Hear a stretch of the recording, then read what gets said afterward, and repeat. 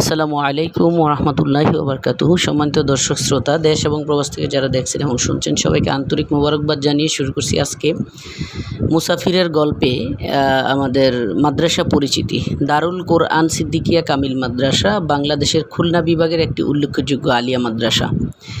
এই মাদ্রাসা আলিয়া মাদ্রাসার সর্বোচ্চ শ্রেণী কামিল পর্যন্ত পাঠদান করা হয়। এটি খুলনা শহরের সোনাডাঙ্গা থানার হাজী ইসমাইল রোডে অবস্থিত। মাদ্রাসাটি বর্তমানে ইসলামী আরবি বিশ্ববিদ্যালয়ের অধিভুক্ত রয়েছে। এটি 2001 ও 2004 সালে জাতীয়ভাবে খুলনা বিভাগের শ্রেষ্ঠ শিক্ষা প্রতিষ্ঠান পুরস্কার লাভ করে। এটি 1983 সালে আল্লামা দেলোয়ার হোসেন সাঈদী প্রতিষ্ঠিত করেছেন এবং বর্তমানে খুলনা শহরের অন্যতম বৃহত্তম আলিয়া মাদ্রাসা। মাদ্রাসা বর্তমানে অধ্যক্ষ নাম মোহাম্মদ ইদ্রিস আলী। বর্তমানে এই মাদ্রাসা প্রায় 2000 শিক্ষার্থী অধ্যয়ন করছে। ফলাফলের দিক থেকেও মাদ্রাসাটি খুলনা বিভাগে শীর্ষস্থান অবস্থান করে।